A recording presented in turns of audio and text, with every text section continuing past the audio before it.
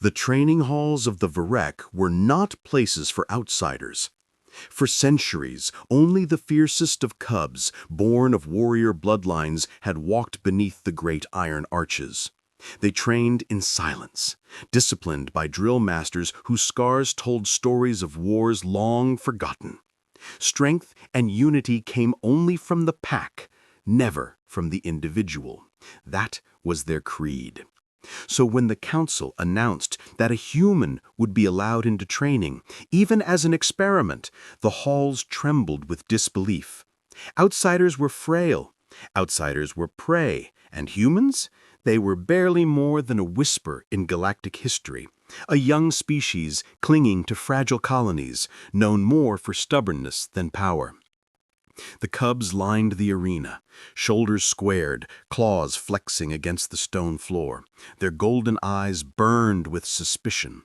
They had been told, "This is no packmate. This is a test. Remember your traditions." Then the doors opened.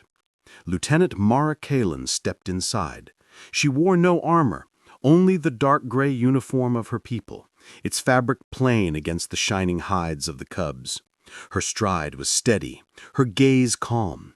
She had faced stares like these before, in human academies, on alien councils, in places where she never quite belonged. But this moment felt different. The silence in the arena was alive, almost breathing. The Varek drill masters stood ready to bark commands, to remind the cubs of their oaths. But before they could speak, something unexpected happened. One cub, small, tuft-eared, barely larger than Mara's thigh, broke formation. Its paws slapped against the stone floor as it bounded across the arena floor. Another followed, then 3 more. In moments, the whole cluster of young warriors had abandoned their perfect lines and charged straight toward her. Gasps echoed from the balconies. This was no accident. The cubs' instincts had been shaped by centuries of breeding, generations of training. They were creatures of loyalty, bound by blood and tradition. Yet they ignored it all. Mara froze, unsure whether she was about to be mauled or tested in some cruel way. But when the first cub reached her, it did not strike. It pressed its massive head against her hip, rumbling in a deep, throaty sound that almost resembled a purr. The others crowded close, circling her, tails lashing, not with aggression, but with excitement. The drill masters barked orders, furious, but the cubs refused to move. Their golden eyes stared up at Mara, filled with something the Varek had never seen directed at an outsider: trust. Commander Veyrak, watching from the shadows, narrowed his eyes. The Council's demand for this experiment was foolish from the start, but this was worse than foolish. It was dangerous. The pack had been broken, and in its place stood something new. Mara placed a tentative hand on the nearest cub's fur. It leaned into her touch, as though she had been its leader all along. She swallowed hard. She hadn't come here to disrupt a species' sacred traditions, yet somehow, just by stepping into the hall, she already had. And for the first time in centuries, the Varek trainers realized they had no control over what would happen next. The cubs' defiance threw the training halls into chaos. Drill masters shouted until their throats were raw, but the younglings ignored every command. Instead, they clustered around Mara Kalin as though she were the only voice that mattered. The council demanded daily reports. Commander Veyrak wrote them in clipped, bitter tones. "The experiment is a failure. The cubs have abandoned Varek discipline. They follow the human instead of the pack." But the reality was more complex. Every morning, when the cubs should have been reciting battle chants, Mara introduced something else. She had them run in circles, not as individuals, but in pairs, trading off when one grew tired. She called it a relay. At first the cubs resisted. Varek warriors despised weakness.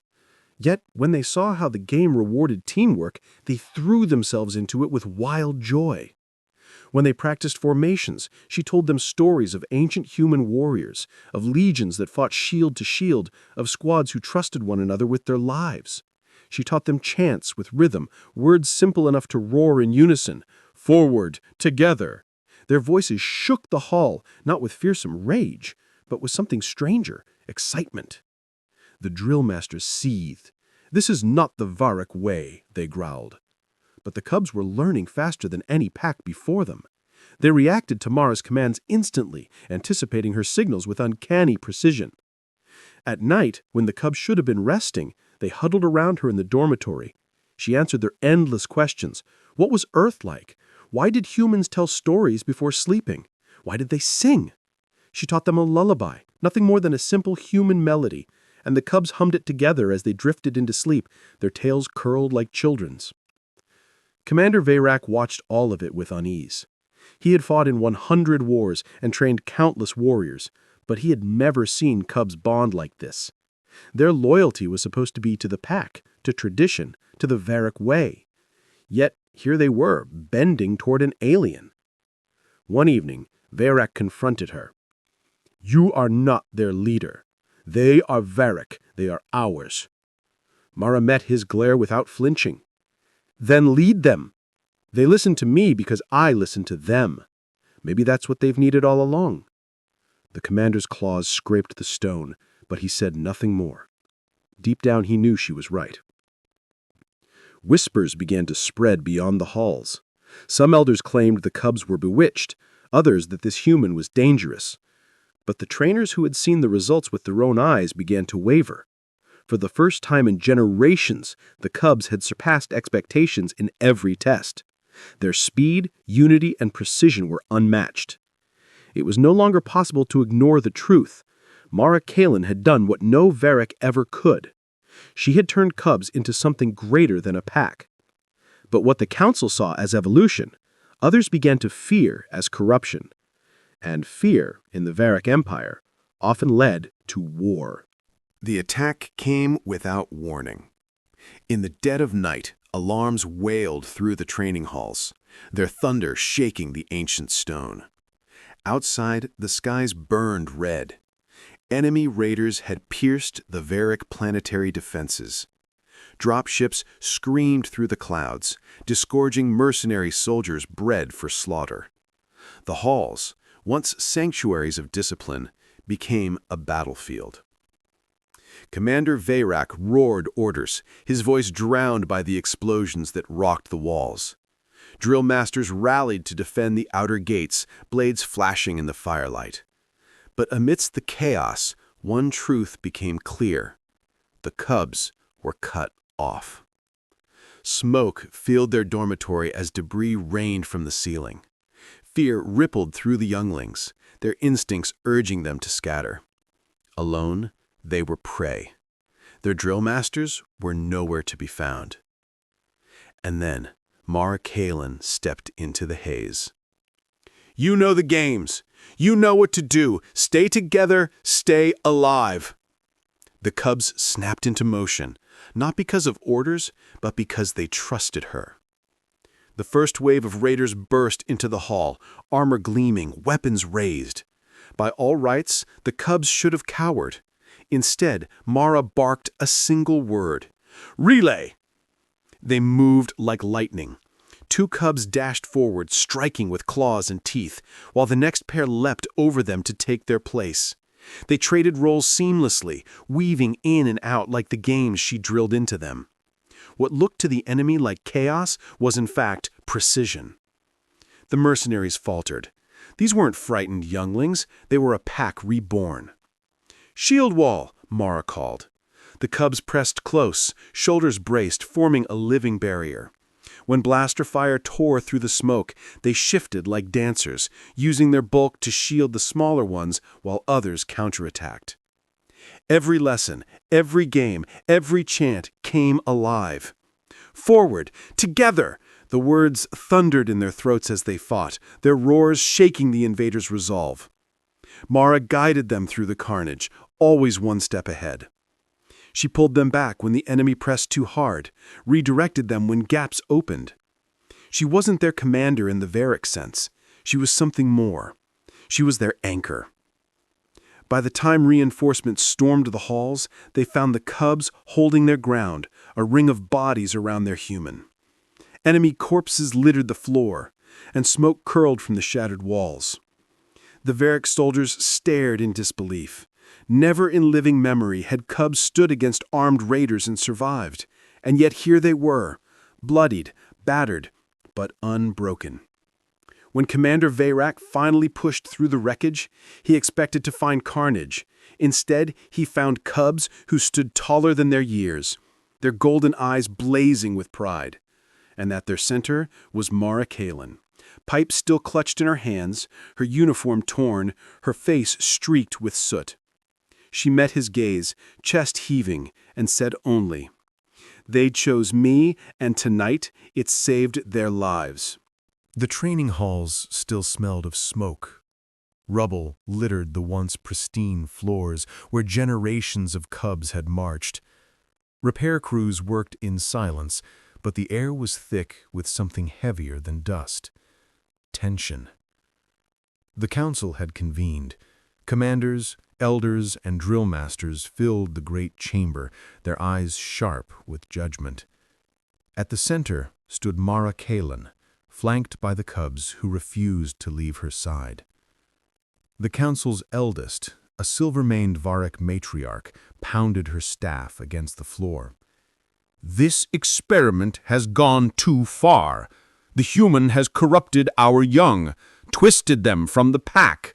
Varric cubs do not fight like this. They do not sing in battle. They do not abandon their kin for outsiders." Her words echoed like a blade drawn from its sheath. Commander Varric stepped forward. His armor was dented, his fur matted with blood from the night before. "And yet," he said, his voice low but steady, "they survived. More than that, they fought better than any cubs I have ever seen. They held against armed invaders while we scrambled. If not for them, and for her, we would be mourning a slaughter." Murmurs rippled through the chamber. Some scoffed, others looked uneasy. The elders demanded silence.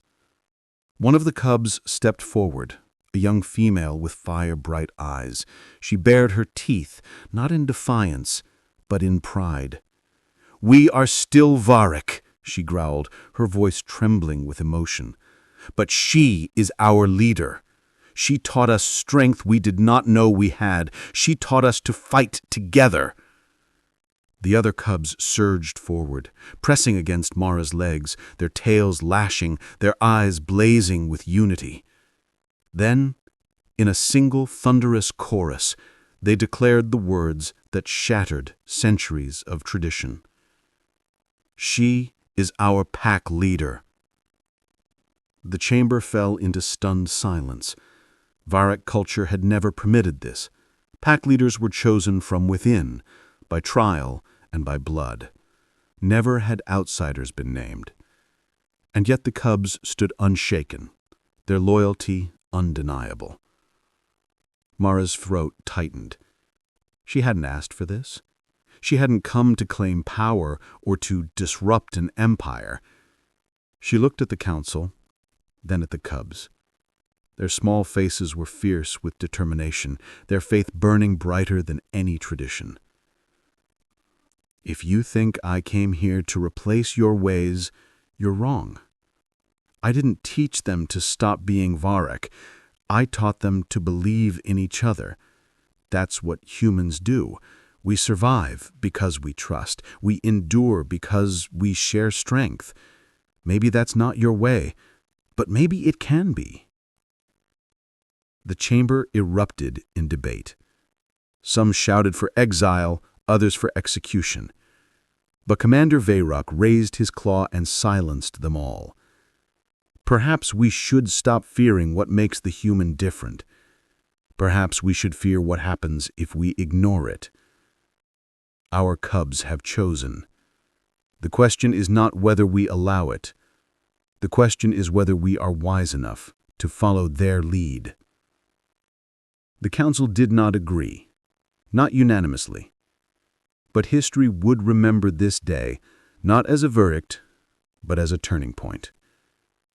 From that moment, The Varek no longer looked at humanity as weaklings clawing for survival.